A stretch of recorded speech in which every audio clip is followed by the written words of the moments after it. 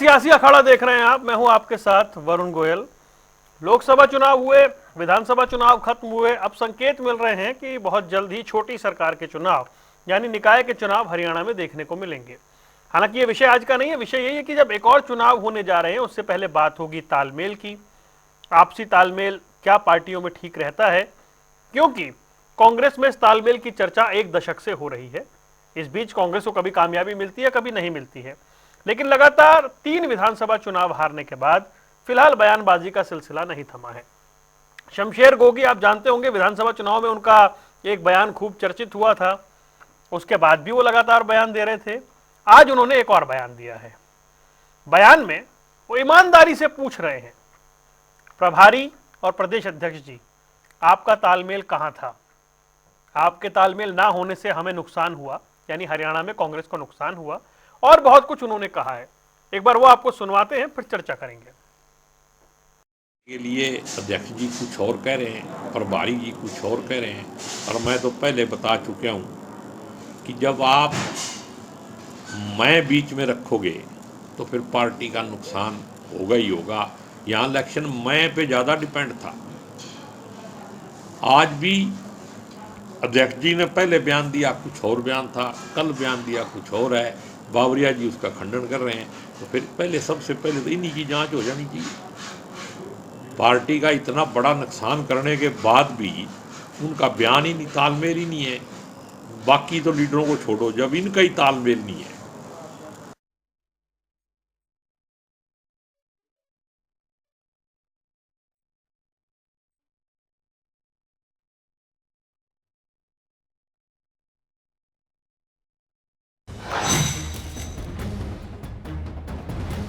कि ईवीएम एक फैक्टर हो सकता है, लेकिन आप मैं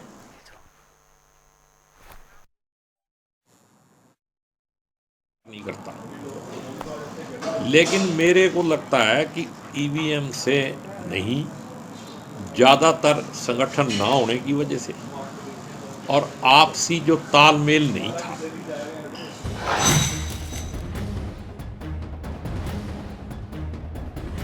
अब अपने आप को बचाने के लिए अध्यक्ष जी कुछ और कह रहे हैं, प्रभारी जी कुछ और कह रहे हैं, और मैं तो पहले बता चुका हूँ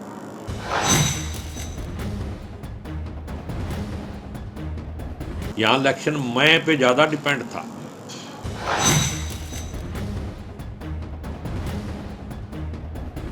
कि जब आप मैं बीच में रखोगे तो फिर पार्टी का नुकसान होगा ही होगा।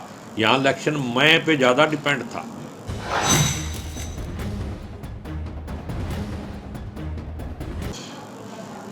आज भी अध्यक्ष जी ने पहले बयान दिया कुछ और बयान था, कल बयान दिया कुछ और है। बावरिया जी उसका खंडन कर रहे हैं। तो फिर पहले सबसे पहले तो इन्हीं की जांच हो जानी चाहिए।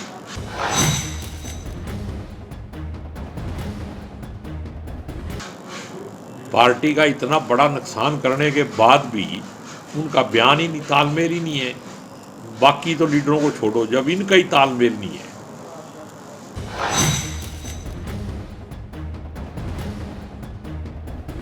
और कांग्रेस कहाँ थी, इस बात की भी जांच होनी चाहिए कि कांग्रेस कहाँ थी इलेक्शन स्टेट के अंदर।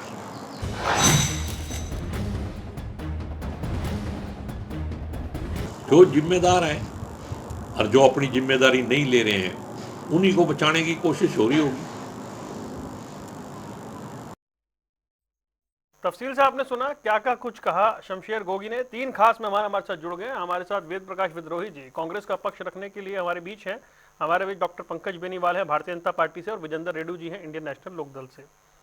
अब क्योंकि तीसरा चुनाव दस्तक दे रहा है दरवाजे पर, आज ये संकेत मिल गए हैं कि नए साल की शुरुआत में पहले महीने में चुनाव होते हुए दिखाई देंगे हरियाणा में बहुत सारी जगह पर। उससे पहले तालमेल, संगठन, सारे विषयों पर बात होगी। शमशेर गोगी बहुत सारी बातें बता रहे हैं। हालांकि विद्रोही जी हमारे साथ, मैं कोई ऐसा प्रवक्ता आज चाह रहा था जो कांग्रेस को डिफेंड करे। तो विद्रोही जी, शुरुआत आपसे करते हुए मुझे बताएं, शमशेर गोगी जो कह रहे हैं हर बात में दम है, या फिर ये कहें कि किसी गुट के हैं इसलिए ऐसी बात कह रहे हैं? सभी को नमस्कार। शमशेर ये गोगी जी सही कह रहे हैं या गलत कह रहे हैं, उससे ज्यादा मैं इस बात पर महत्व दूंगा, वो मीडिया में सुर्खियां बनने के लिए बड़ी बड़ी बातें कर रहे हैं। मतलब सही नहीं क्यों कह रहे। कर रहे हैं? क्यों कर रहे हैं मैं ये बता रहा हूं। 9 तारीख को फैक्ट फाइंडिंग कमेटी के अध्यक्ष भूपेश बघेल जी ने सबको बुलाया था, जी। जिसमें शमशेर गोगी भी शामिल है। और जो ही जिन बयानों की चर्चा कर रहे हैं, ये लोग के पहले के ही बयान है, सबके सामने सार्वजनिक। तो उनको जो कुछ कहना था, जो अपनी आपत्ति दर्ज करानी थी, चाहे उदय भान जी के खिलाफ हो, चाहे दीपक बावरिया जी के खिलाफ हो, चाहे भूपेंद्र हुड्डा के खिलाफ हो, या किसी अन्य नेता के खिलाफ हो, वो भूपेश बघेल के सामने, जो 3 सदस्यों की फैक्ट फाइंडिंग कमेटी हाईकमान ने नियुक्त कर रखी है और जिसकी रिपोर्ट अब फाइनल सी होने वाली है, उसके सामने रख सकते थे। अब मुझे नहीं मालूम, और 1-to-1 बैठक थी, कोई ये नहीं था कि भाई कुछ सामूहिक बैठक थी, कोई आप बोलोगे नहीं। आपने चौधरी वीरेंद्र सिंह का भी बयान सुना होगा, पढ़ा होगा, उन्होंने कहा 1-to-1 बैठक थी। 1-to-1 बैठक का मतलब क्या होता है कि आपके बीच में कोई रोकने वाला नहीं, कोई आपको टोकने वाला नहीं, जो आपकी इच्छा हो, जैसा आप उचित समझे, वो उनके सामने कह दे। अब मुझे नहीं मालूम गोगी जी ने कहा या नहीं कहा। अगर उन्होंने यही बातें जो मीडिया के सामने बोलकर वो बयान बहादुर बन रहे हैं, उनके सामने कह देते, तो उनकी बात का ज्यादा असर था। अब इन बातों को चुनाव के बाद, जब पार्टी हार चुकी, उसके बाद कहने का औचित्य क्या है? कोई औचित्य नहीं है। नहीं, एक क्या और चुनाव आ रहा है ना, शमशेर तो अलर्ट कर रहे हैं वो आपको, एक चुनाव और आ नहीं, रहा है। अलर्ट नहीं कर रहे। अलर्ट करने वाले तो वो लोग होते हैं जो किसी गुट में ना हो, जो निष्पक्ष बात कहते हैं, जैसे हम कहते हैं। हमारे जैसे लोग जो किसी का पक्ष नहीं लेते, उन्हें आप अलर्ट वाले कह सकते हैं। शमशेर गोगी जी अगर अलर्ट करने वाले होते, तो जितना ब्लेम ये भूपेंद्र हुड्डा पर डाल रहे हैं, उतना ही ब्लेम बहन शैलजा पर भी डालते, उनसे भी पूछते कि बहन शैलजा जी को क्या आवश्यकता पड़ेगी थी, जो 10 दिन को भवन में बैठकर जाति ध्रुवीकरण की राजनीति को बढ़ावा दे रही थी। जो मैं खुलेआम कह रहा हूं, मैं दोनों को ही कह रहा हूं। और जिस दिन से चुनाव का आपका रिजल्ट आया है, हाँ ठीक है, चुनाव तक मजबूरी में मान लूंगा कि भाई अपनी पार्टी को डिफेंड करना, अपनी पार्टी के अंतर विरोधों को सामने न रखना मजबूरी होती है। वो हमारी भी थी, गोगी जी की भी थी। पर 8 तारीख के बाद तो कोई मजबूरी नहीं थी। मैंने तो ये बातें 9 तारीख को ही कह दी थी, और 1-2 चैनलों पर तो जहां मुझे मौका मिला मैंने 8 को ही कह दी थी। जी।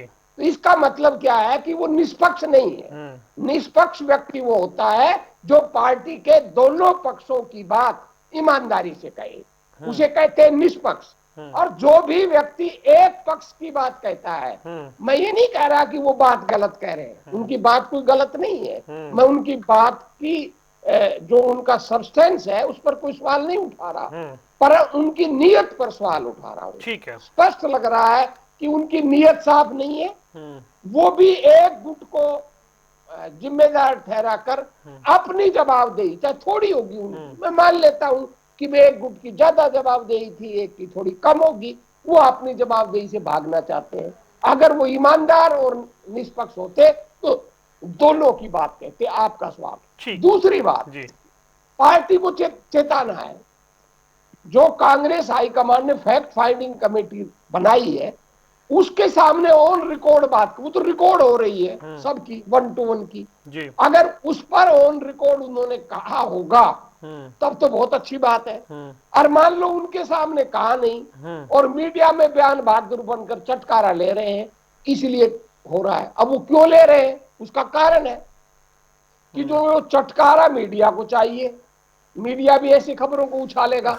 और जो गंभीर मुद्दे हैं, अब गोगी जी अगर इतने ही अगर पार्टी के हितैषी है, जनता के हितैषी है, मैं भी रोज वक्तव्य जारी करता हूं।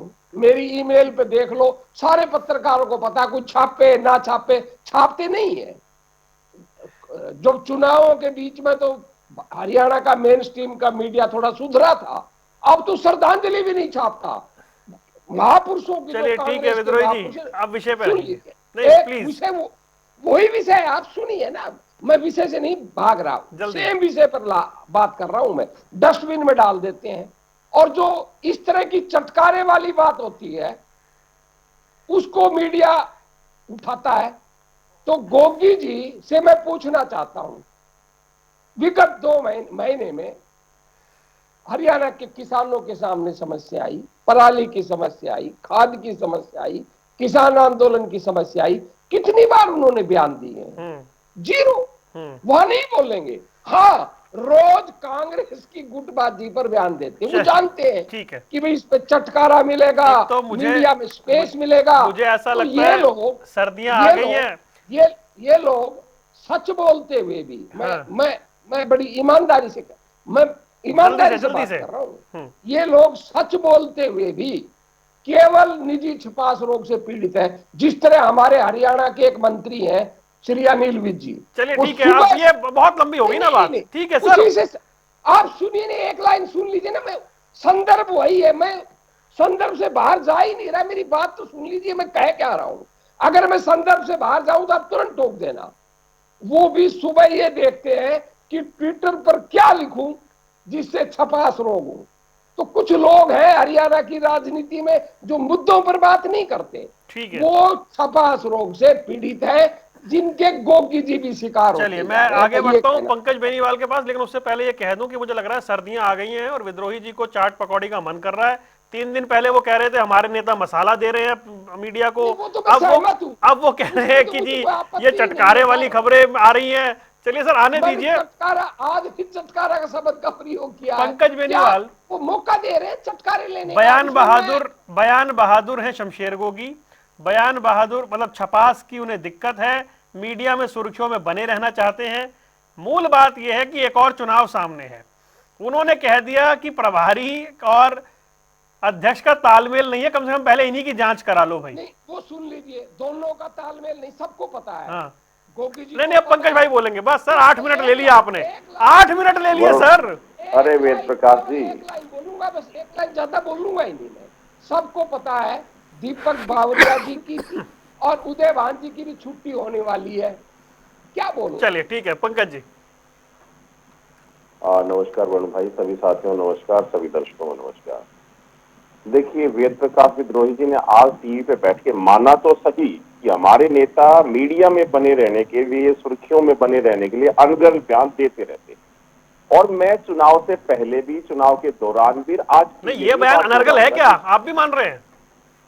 मैं बता रहा हूं आपको, मैं बता रहा हूं कि मीडिया में बने रहे तो कुछ ना कुछ ऐसी बातें कहनी चाहिए, तो ये बात बोलते रहते हैं क्योंकि पार्टी में अनुशासन नहीं है। अगर पार्टी में अनुशासन हो तो अभी तक कार्रवाई हो गई होती, और 2 महीने बीत जाने के बाद भी ऐसी खबरें सामने नहीं आती।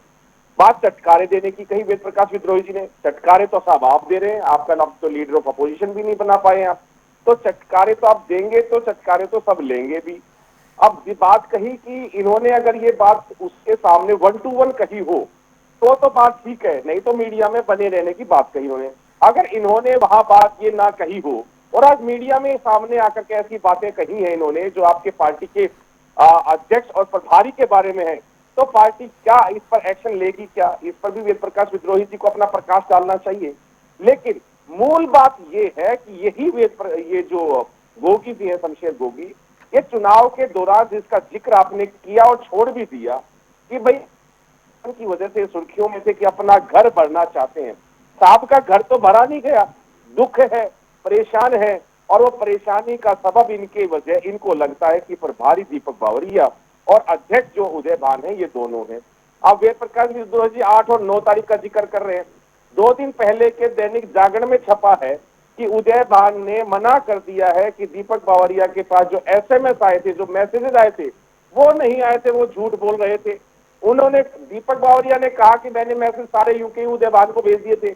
उदयभान कह रहे हैं कि नहीं, मेरे पास मैसेज सारे नहीं आए थे, थोड़े थोड़े मैसेज आए थे। तो इनकी बातों में विरोधाभास है। ये जो इनके ना संगठन का होना, अनुशासन का पार्टी में ना होना, और इनका हरियाणा के लिए इतना गलत व्यवहार होना, मेरे को लगता है कि जो कांग्रेस पार्टी का हाई कमान है, आला कमान है, वो भी हरियाणा को लेकर सीरियस नहीं है। वो भी नहीं चाहता कि हरियाणा के अंदर कांग्रेस किसी तरीके से उठ जाए। पहले ये लोग गुलाबी पगड़ी गैंग के नाम से जाने जाते थे, लठ मारते थे अपने ही प्रदेश अध्यक्ष के सिर पर, उनकी गर्दन की हड्डियां तोड़ देते थे। ये कांग्रेस का जो अपना चिर परिचित अंदाज है, उसी के अंदर आज भी आरोप प्रत्यारोप की राजनीति में ये लोग लगे रहे हैं। हरियाणा की जनता से, हरियाणा के मूल सिद्धांतों से, हरियाणा के मूल मुद्दों से इनको ना कभी पहले मतलब था ना आज मतलब है। शमशेर गोगी जी अपना घर भरना चाहते थे, इन्हीं के काफी सारे नेता नौकरियों को बांट रहे थे, बंदरबाट कर रहे थे नौकरियों को। तो ये बेचारे सदमे से बाहर नहीं आ पा रहे हैं, सदमे से नहीं बाहर नहीं नहीं आ पंकज पा भाई, रहे हैं मेरे तो सवाल का ऐसे जवाब जांच नहीं एक दिया दूसरे आपने। पर आरोप शमशेर प्रत्यारोप गोगी लगा सही कह रहे हैं, गलत कह रहे हैं? नहीं, बिल्कुल ठीक कह रहे हैं। शमशेर गोगी का बयान बिल्कुल ठीक है कि इनके प्रदेश अध्यक्ष और इनके जो प्रभारी है उन्हीं की जांच हो जाए पहले, ऊपर से नीचे जांच का कार्यक्रम चालू तो हो, लेकिन हाईकमान सुनने को तैयार हो तब तो। लेकिन इनका हाईकमान सुनना नहीं चाहता, ना हरियाणा के लिए वो सीरियस है। वेद प्रकाश विद्रोही जी कहते थे कि हम एलओपी का अपना लीडर दे देंगे, बना देंगे। अभी महाराष्ट्र में चुनाव है, वहां चुनाव है, सारे चुनाव खत्म हो गए, आज भी नहीं बन पा रहा है। कभी ईवीएम का ठीकरा फोड़ देते हैं कि एलओपी का चुनाव तो भैया आपके नेताओं को करना है, आपके एमएलओ को करना है, आपके हाईकमान को करना है, उसमें ईवीएम का बैलेट पेपर का रोल नहीं है। तो ये जो सारी बातें हैं सारी झूठों पे आधारित है। इससे पहले इनको अपनी पार्टी में अनुशासन लाना पड़ेगा। और गोगी जी का जो बयान है बिल्कुल सही बयान है। इनके पार्टी के हर एक नेता की सच्चाई की जांच होनी चाहिए कि कौन सच बोलता है, कौन झूठ बोलता है। रोज अखबारों में कभी प्रभारी इनके अध्यक्ष पर आरोप लगाते, अध्यक्ष प्रभारी पर आरोप लगाते, भूपेंद्र सिंह ठीक हुड्डा है। शैलजा पर आरोप लगाते, शैलजा भूपेंद्र सिंह हुड्डा पे आरोप लगाते। तो आरोप प्रत्यारोप की राजनीति हावी है कांग्रेस के ऊपर मेन मुद्दों से। ठीक है। जनता के साथ जब तक संवाद नहीं करेंगे, जनता से बातचीत नहीं करेंगे, तब तक ये ना तो निकाय चुनाव जीत सकते, ना ये सरपंची का चुनाव जीत सकते, ना ये विधानसभा में, ना लोकसभा में कोई चुनाव है। वेद प्रकाश विद्रोही जी की कांग्रेस पार्टी नहीं जीत सकती। ठीक है विजेंद्र रेड्डू जी, मैं एकदम सनसनी मचाने वाला आदमी नहीं हूं, वरना कांग्रेस के प्रवक्ता हमारी डिबेट में बैठकर ये कहें कि हमारे प्रदेश अध्यक्ष की छुट्टी होने वाली है, ये ब्रेकिंग न्यूज से कम भी नहीं है बात। चलिए मैं उससे आगे बढ़ता हूं। मुझे मुझे ये बताएं कि सर आज सबको पता है कि ठीक नहीं ठीक है, मैं तो सच मैं बोलता हूं। ये जो पार्टी कह चुकी है बदलाव करेंगे, शमशेर मैं नहीं कह रहा। गोगी जो कह हाईकमांड रहे कह हैं चुका है, मैं तो वो बात कह रहा हूँ जो प्रभारी और हाईकमांड ने प्रदेश कही है। अध्यक्ष की जांच हो ये जाए। मेरा एक बयान नहीं है सर। सर अब रुक जाइए ना, मैंने आपसे स्पष्टीकरण कहाँ मांगा है? आप ये मत कहिए सर, प्लीज आपके शब्दों पर मुझे आपत्ति है। सर आप ही ने ये कहा। बयान हाईकमांड का है, मेरा नहीं। ये बात नहीं कही। हाईकमांड कह रहा है कि पूरा बदलाव हो। ठीक है। नहीं कही आपने। मेरा बयान मत कहिए, पार्टी हाईकमांड के बयान को मैं आपके सामने अपने शब्दों में कह रहा हूँ। चलो इतनी सी वो बात। कह रहे मेरा बयान नहीं है, मैं अपने शब्दों में कह रहा हूं। चलिए विजेंद्र रेड्डू जी, जांच हो जाए प्रभारी और प्रदेश अध्यक्ष की, तालमेल नहीं था, पार्टी का नुकसान कर दिया, अपने आप को बचा रहे हैं। ईवीएम से इंपॉर्टेंट फैक्टर वो कह रहे हैं कि संगठन का ना होना। उसके बाद क्या इसे सिर्फ ये कह लें कि उन्हें तो छपास की बीमारी है? वरुण जी, सर्वप्रथम जनता टीवी से जुड़े सभी सम्मानित साथियों को इंडियन नेशनल लोकदल पार्टी की तरफ से संध्या काल की राम राम। राम राम जी। देखिए, बड़ी अजीब बात है, कोई भी राजनीतिक दल हो, उस राजनीतिक दल का जो अध्यक्ष होता है और प्रभारी होता है और दूसरा मुख्य लीडर होता है जिसके नेतृत्व में चुनाव लड़ा जाता है, जिसकी नेतृत्व में टिकटों का डिस्ट्रीब्यूशन होता है, वो तीन तो मुख्य आधार होते हैं किसी भी पार्टी की हार या जीत के। जीत का स्वाद भी वही चखते हैं और हार का जो अपमान है वो भी उनको चख लेना चाहिए। निसंदेह रूप से ये जो तीनों ही लीडर थे, तीनों ही लीडरों की जिम्मेवारी बनती है कि वो पार्टी जो हार हुई है वो किन कारणों से हुई। और उस हार को छुपाने के लिए जो ही परिणाम आता है, अनेक तरह के स्टेटमेंट इनके आने शुरू हो जाते हैं। पहले कहते हैं संगठन की कमजोरी थी, फिर कहते हैं बावरिया जी प्रभारी जी जिम्मेवार थे, फिर कहते हैं मैसेज आए थे और मैसेज फॉरवर्ड नहीं किए गए हैं, और अब यहाँ बात आ गई है कि मैसेज तो फॉरवर्ड किए जा चुके थे। एक कहते हैं मैसेज बहुत कम फॉरवर्ड किए, सारे फॉरवर्ड नहीं किए। ये सारी की सारी बातें इस बात को दर्शाती है कि इन तीनों का ही ऊपर वाले जो हाई कमान थी, इन तीनों का ही तालमेल हरियाणा की हाई कमान का नहीं था, जिसकी वजह से कांग्रेस पार्टी को हार का मुंह देखना पड़ा। निश्चित तौर पर शमशेर सिंह गोगी उस कद के नेता नहीं थे हरियाणा प्रदेश में जो कांग्रेस पार्टी की नीतियों को, उसके कार्यक्रम को, उसके टिकट वितरण को, उसकी इलेक्शन एजेंडा को प्रभावित कर देते।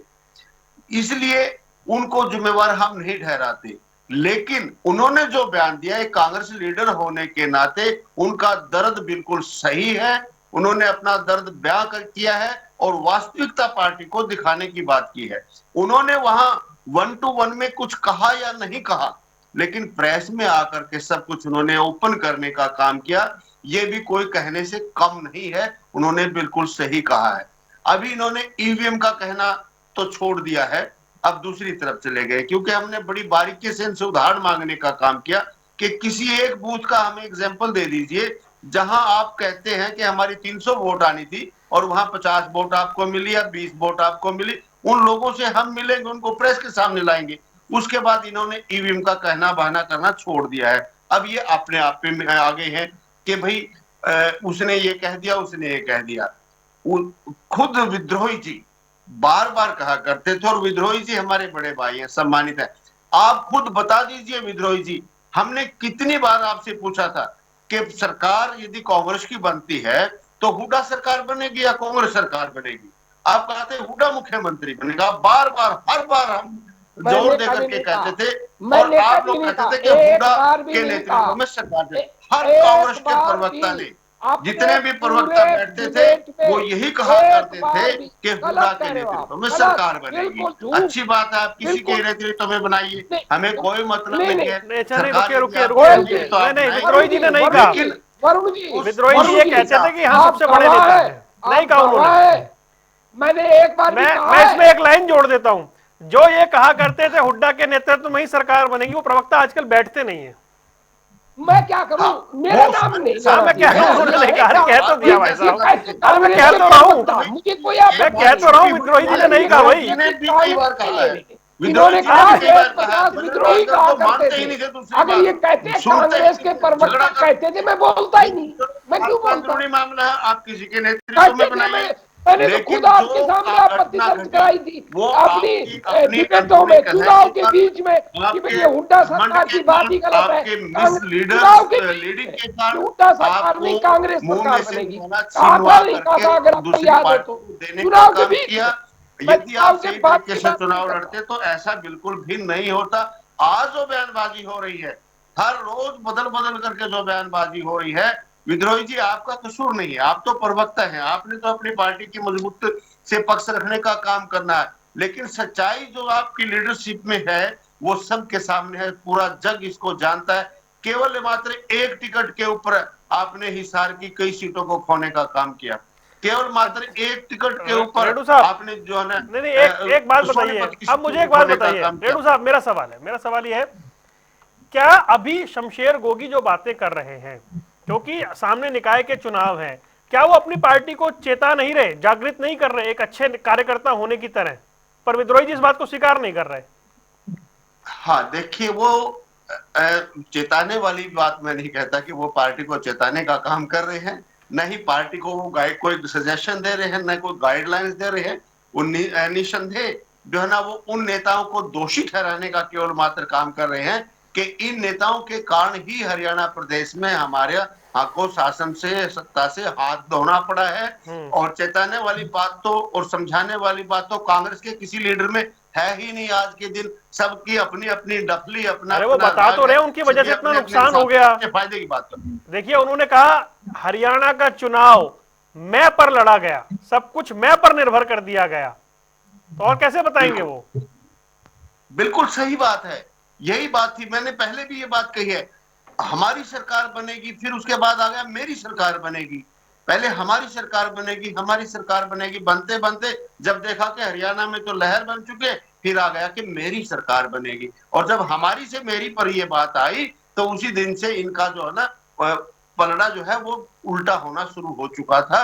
और जिस प्रकार से इनके नेताओं के बड़ बोले बोल थे, वो केवल इसी बात को दर्शाते थे कि मेरी सरकार बन रही है, हमारी नहीं बन रही है, मेरी बन रही है। इसीलिए बड़े बड़े बोल आने शुरू हो गए थे, जिसका परिणाम ये हुआ कि जो है ना, इनको सत्ता से हाथ धोना पड़ा। प्रदेश की जनता ने निश्चित तौर पर मन बनाया हुआ था। और आज जिस प्रकार से अरुण जी, इनके पास 37 विधायक है, इतना बड़ा विपक्ष प्रदेश ने इनको देने का काम किया है। इनको जो जनता की आवाज उठानी चाहिए, जनता की प्रॉब्लम को उठा करके उनकी आवाज को मजबूती देनी चाहिए, ये आपस में लड़ाई लड़ रहे हैं, आपस में झगड़ा करें। आज डबल मार हरियाणा प्रदेश पर पड़ी है। जिन लोगों ने भारतीय जनता पार्टी को पसंद नहीं किया था, और कांग्रेस में कहीं ना कहीं अपनी आस्था जताने का काम किया। एक तो उनकी आस्था टूट गई, उनकी सरकार नहीं बनी, और दूसरा आज वो उनकी आवाज नहीं उठा रहे, ऊपर उनको ब्लेम कर रहे हैं कि लोगों ने हमारे को नहीं ठीक है, हराया, हमारे को तो मशीनों ने हराया। उन जो 40% मतदाताओं ने इनको वोट दी, उनका भी अपमान ठीक है, कर रहे हैं, ठीक है उनकी विद्रोही, आवाज भी ठीक नहीं है बन रही विद्रोही है। जी। अब एक डबल सवाल मार जी, एक सवाल है डाली मेरा जा रही है। विद्रोही जी आपसे, ये क्या अंतहीन कथा जैसा है? कोई ना कोई नेता आएगा, कुछ ना कुछ बोलता रहेगा, पहले भी बोल रहे थे, आज शमशेर गोगी बोल रहे हैं, कल को कोई और बोलेगा, तो निराकरण क्या है? देखिए, आपका सवाल का जवाब देने से पहले एक लाइन कहूंगा।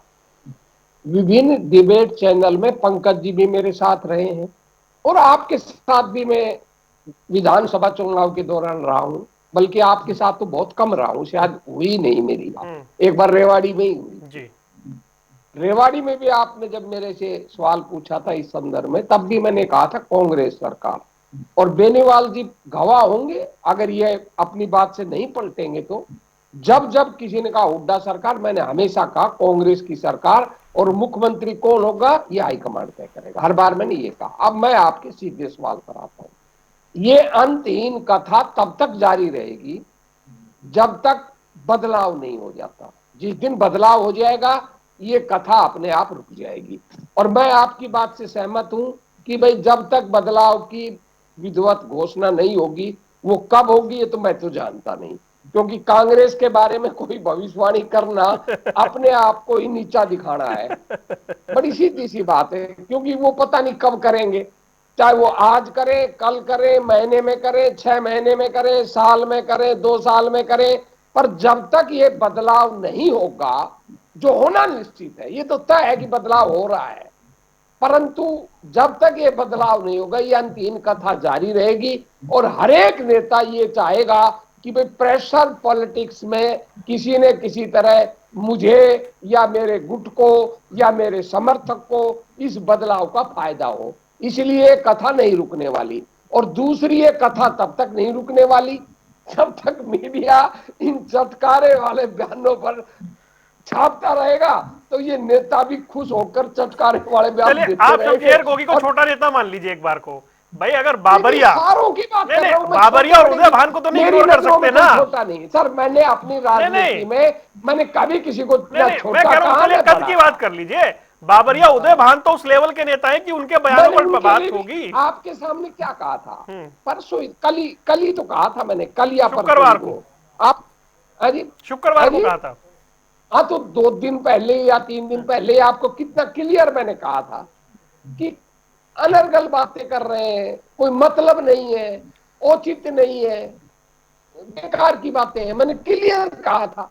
चाहे वो बावरिया है, चाहे उदय भान है, आज भी मैंने आपके ही चैनल को फोनों में कहा, मैंने कहा चाहे उदय भान जी हैं, चाहे बावरिया जी हैं, चाहे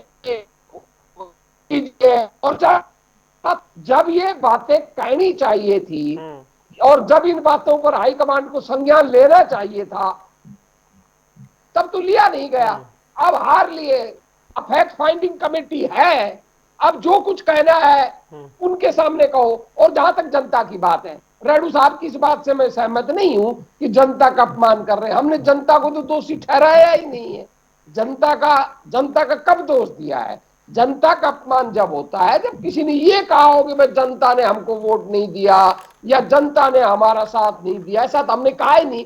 40% वोट आप सही कह रहे हैं हमको मिली है, 40% भाजपा को मिली है। इसका मतलब है जितने लोगों ने भाजपा को पसंद किया है उतने ही हमको किया है। और जहां तक आप ये कह रहे हो कि ईवीएम का राग छोड़ दिया, ये भी आप तथ्यों के विपरीत बात बोल रहे हो। जब हाई कोर्ट में ईवीएम को लेकर रिट हो चुकी, अब उस पर क्या बोले? अब तो जो कुछ फैसला करना है ऑन रिकॉर्ड, जब तक जमानी जमा खर्च तो बात रही नहीं। जब हाई कोर्ट में कोई भी दल चला जाता है उस ईएम को लेकर, उन अनियमितताओं को लेकर के लिए फैसला हो जाएगा कि हम झूठ बोल रहे थे या सत्य बोल रहे थे, हमारे पास कोई सबूत है या नहीं है।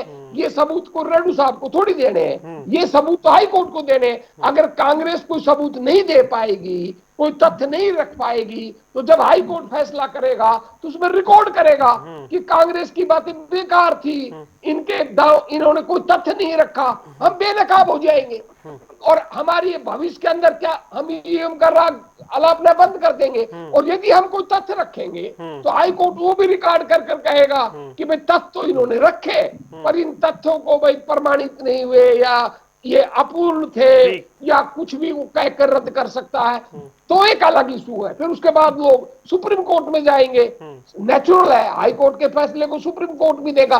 तो अब की बार जो भी फैसला आएगा, मैं नहीं कह रहा कि हमारे पक्ष में आएगा हमारे विरोध में आएगा, वो कोर्ट का एक ऐसा फैसला आएगा वो बता देगा कि हम कितने असत्य बोल रहे थे, कितने तथ्य हमारे पास थे और कितने नहीं थे। तो रेड्डी साहब अपने तथ्यों को सही कर लें। और दूसरी बात देखिए, जहां तक कांग्रेस की बात है, भाई ने कहा ये परिस्थितियां हर एक दल में आती हैं।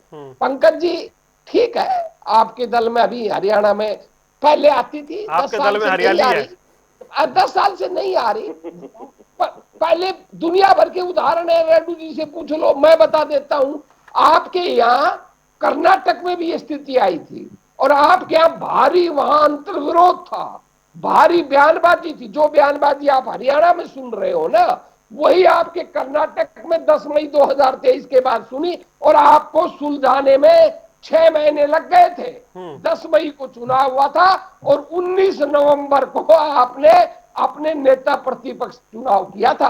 2 सेशन चले गए थे। वो स्थिति आपके सामने भी आई थी, आपने भी 6 महीने लगा दिए। आती है, हर एक दल के सामने आती है। मैं कोई आप पर कोई आक्षेप नहीं लगा रहा। हरियाणा के अंदर क्योंकि ज्यादा दिनों से आई हुई है, मैं सहमत हूं आपकी बात से, पर कर्नाटक में भी ये बहुत सालों से आई हुई है। जो हरियाणा की स्थिति है ना, वही भाजपा की। पंकज बेनीवाल, लास्ट बात, जिस तरह हमारे आरोप लगाया जाता है कि एक नेता विशेष कांग्रेस हाईकमांड को ब्लैकमेल कर रहा है, यही आरोप विगत 15 सालों से कर्नाटक में भी लगता रहा। एक नेता विशेष भाजपा हाईकमांड को हाथ दिखाता है, उनको ब्लैकमेल करता है। पंकज बेनीवाल, अभी आज विद्रोही एक रात, सर मैं क्या कह रहा हूं, सर मैं क्या कह रहा हूं, सुन लीजिए ना सर प्लीज, हम बड़ी फ्रेंडली डिस्कस कर रहे हैं। फ्रेंडली तो कर रहा हूं, नंबर दूसरे का है। जिस कुचक्कर से हम हरियाणा के लोग 11 साल से गुजर रहे हैं, आपके कर्नाटक में भी वो 15 साल आप भी गुजरे हैं। ये स्थितियां हर दल में होती है, राष्ट्रीय दल। अब पंकज बेनीवाल, अभी विद्रोही जी कह रहे थे कि बदलाव होगा, होना तय है। मुझे ऐसा लग रहा है कि एक और चुनाव आगे तो बदलाव टल जाएगा। फिलहाल कि चुनाव की दुहाई दी जाएगी, चुनाव आगे रुक जाइए। तो मुझे बदलाव होता हुआ मेरी समझ के हिसाब से फिलहाल नहीं दिखाई दे रहा है। कांग्रेस में आपको क्या दिखाई दे रहा है? वरुण जी, कितने ही बदलाव कर लो, कांग्रेस नहीं बदलने वाली। एक्चुअली इनका मूल जो सिस्टम है ना, वो एक जैसा ही है। भाई अशोक तंवर बदले गए, कुमारी शैलजा बदली गई, उदयभान बदले गए, प्रभारी इनके 4-4 बदले गए। कितने प्रभारी बदलेंगे, कितने प्रदेश अध्यक्ष बदलेंगे? हर बार बदलाव बदलाव बदलाव, लेकिन ना संगठन बनाना, ना अनुशासन में आना। तो इनका ये कह देना विद्रोही जी का कि बदलाव होगा, बहुत ड्रास्टिक चेंज हम कांग्रेस हरियाणा में कर देंगे, बिल्कुल भी नहीं कर सकते। भूपेंद्र सिंह हुड्डा जी का जो नाम इनेलो के प्रवक्ता मेरे भाई रेड्डी साहब ने लिया है, वो बिल्कुल ठीक का है। भूपेंद्र सिंह हुड्डा जो है वो कांग्रेस को काबिज कर चुके हैं हरियाणा के अंदर, और वो इस तरीके का खेला खेलते हैं। इसमें इस चीज से ही ये दिक्कतें आ रही हैं। कभी कुमारी शैलजा और सुरजेवाला का गुट बन जाता है हुड्डा के खिलाफ, कभी हुड्डा साहब कुमारी शैलजा को संगठन नहीं बनाने देते, कभी अशोक तंवर को बनाने नहीं देते। तो अब की बार उदयभान हुड्डा साहब के खेमे के थे, तो कुमारी शैलजा और सुरजेवाला ने नहीं बनाने दिया। तो इनका जो जड़े है ना, जड़े बड़ी मजबूत है कांग्रेस की अंतरकलह की। वहां तक जो इनका रायता फैला हुआ है, वो रायता इनका अभी तक समेटा नहीं गया, वो रायता यूं ही चलता रहेगा। अब वो रायता वरुण जी खटा भी गया है, खटा था कि उसमें बहुत ज्यादा। और गोगी ने भी ये कहा कि भाई मंचों पे तो हाथ मिलवा दिए, लेकिन आज तक दोबारा टेलीफोन पे बात तक नहीं हुई। आज तक टेलीफोन पे भूपेंद्र सिंह हुड्डा ने या कुमारी शैलजा ने आपस में बात तक नहीं की है। गोगी ने तो सारी बातों का खंडन आज मीडिया के सामने आके किया है। तो वेद प्रकाश विद्रोही जी, आपकी पार्टी के जो ये सशक्त, आपके जो अच्छे उम्मीदवार कहेंगे इनको, या फिर कार्यकर्ता कहेंगे या नेता कहेंगे, ये सारे आज आपको आगाह कर रहे हैं। और ये वरुण जी ने बिल्कुल ठीक शब्द का प्रयोग किया है कि एक और चुनाव आ रहा है, तो ना तो भाई लीडर ऑफ अपोजिशन की जरूरत है अभी, और ना ही संगठन में बदलाव की जरूरत है, ना प्रभारी को बदलने की जरूरत है, और ना ही प्रदेश अध्यक्ष को बदलने की जरूरत है, बोले बाद में देखेंगे।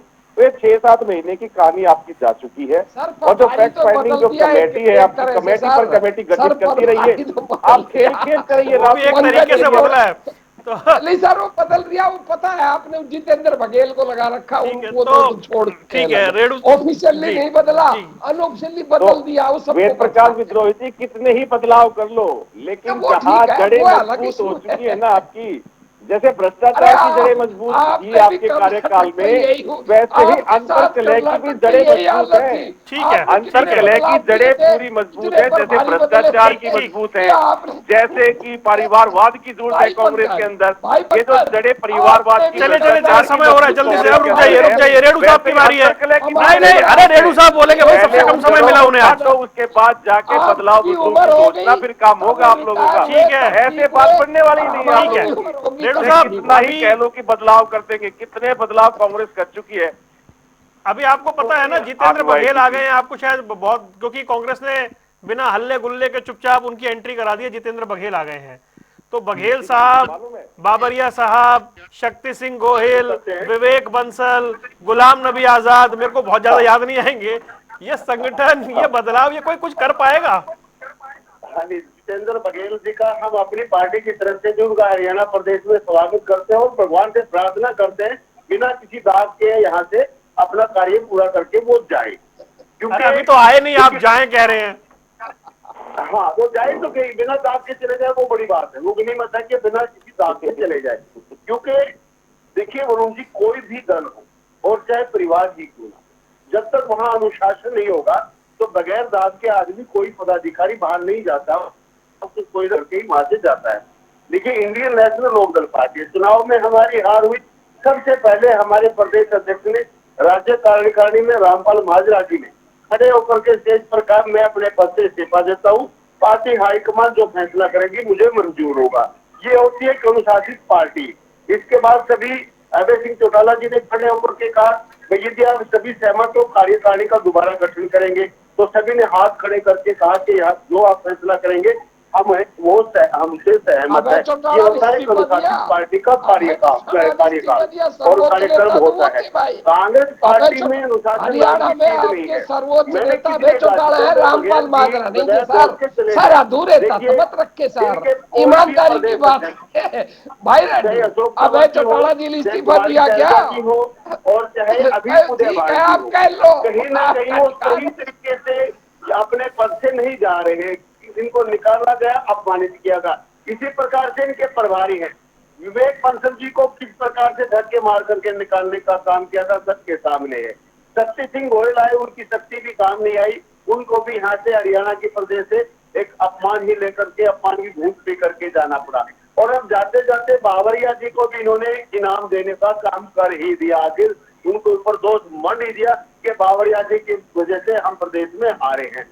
तो बघेल साहब भला क्या कर लेंगे? आपको याद होगा जब बावरिया जी आए थे, मैंने एक बात कही थी, जो पहले पहले ज्वाइन किया था विद्रोही जी इन्होंने हरियाणा प्रदेश को, मैंने कहा था विवेक जी का विवेक काम नहीं कर पाया और शक्ति नहीं चली।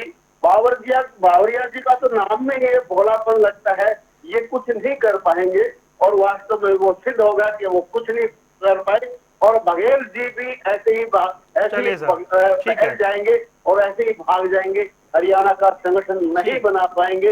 और दूसरी बात, लास्ट वाली बात गुरु जी, लास्ट में ये कहना चाहूंगा, क्या चुनाव से पहले बदलाव हो जाएगा? छोड़ ही दीजिए, कितना टाइम दिया गया एलओपी के लिए, कितने वर्ष दिए गए उस संगठन के लिए, ये चुनाव तो सिर पर आ गए। इससे पहले कुछ नहीं होने वाला, ऐसे ही जुटक प्रजा रहेगी, जूतियों में तीर बटेगी और कांग्रेस पार्टी में प्रदेश का कोई चिंता नहीं, कोई टेंशन नहीं। इनके पद बचे रहे, सिर्फ किसी लड़ाई में ये लड़ते रहते हैं। चलिए समय हो गया सर ज्यादा। लास्ट एक ही लाइन बोलिएगा सर।